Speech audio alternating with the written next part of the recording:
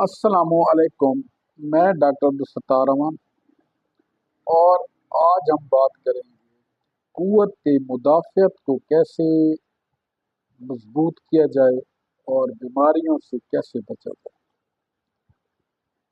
मजबूत कुव्वत मुदाफ़ियत या हमारा मुदाफ़ती निज़ाम आपको कुदरती तौर पर मुख्तलिफ बीमारियों और इन्फेक्शन से बचाने में मदद फराहम करता है और कई ऐसे मशरूबात और फल हैं जिनको रेगुलर अगर इस्तेमाल किया जाए तो कुव्वत मुदाफ़ियत को मजबूत किया जा सकता है और बीमारियों से बचा जा सकता है। तो मैं जिक्र कर रहा हूँ ऐसे मशरूब और फलों का जो कि इस्तेमाल करें और अपनी कुव्वत मुदाफ़ियत को मजबूत करें। सबसे पहले हल्दी मिला दूध। हल्दी एक इंतहाई सस्ता आइटम है और हर घर में मौजूद होता है।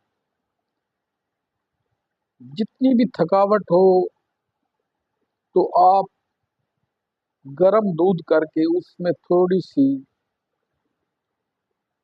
हल्दी डाल लें और उसको पी लें तो वो जिस्म में सोजिश और सोजशी अनासर को ख़त्म करती है और थकावट दूर करती है और एक बेहतरीन एंटीबायोटिक के तौर पर काम करती है। नंबर 2, दही। दही एक इंतहाई सेहतमंद ऑप्शन है और हर घर में मौजूद होता है और ये आप अपनी कुव्वत मुदाफ़ियत बढ़ाने के लिए इस्तेमाल कर सकते हैं। दही में मौजूद प्रोबायोटिक्स इन्फेक्शन के खिलाफ रेजिस्टेंस पैदा करते हैं। रोज़ाना की बुनियाद पर आप इसे इस्तेमाल कर सकते हैं। नंबर 3, दारचीनी। दारचीनी एक ऐसा मिसाल है जो आपके खाने में इजाफी जायका डालता है।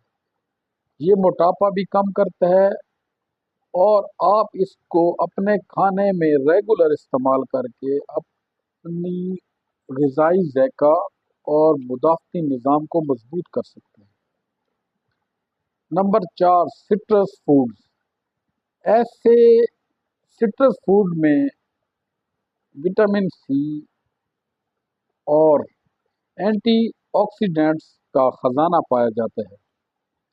विटामिन सी सफ़ेद खून के खलियों की तैयारी में मदद करता है, यानी वाइट ब्लड सेल्स। ये जिस्म की बीमारियों के खिलाफ रेजिस्टेंस पैदा करते हैं। नंबर 5, चाय की प्याली के साथ आप अपनी सुबह का आगाज करें। ये बहुत ही अच्छा तरीका है। सब्ज चाय हो, काली चाय हो, अदरक वाली चाय हो, दारचीनी वाली चाय हो या कीमोमाइल चाय हो, ये आप इस्तेमाल करके रोज़ाना बेशुमार फ़वाइद हासिल कर सकते हैं और मुख्तलिफ बीमारियों से बच सकते हैं और आप अपनी कुव्वत मुदाफ़ियत को मजबूत कर सकते हैं। अगर आपको मेरा आज का व्लॉग पसंद आया तो मेरे चैनल को लाइक करें, शेयर करें, सब्सक्राइब करें। अल्लाह ताला आपको तमाम आफात व बलियात से महफूज रखे। मिलते हैं नेक्स्ट वीडियो के साथ। थैंक यू, शुक्रिया।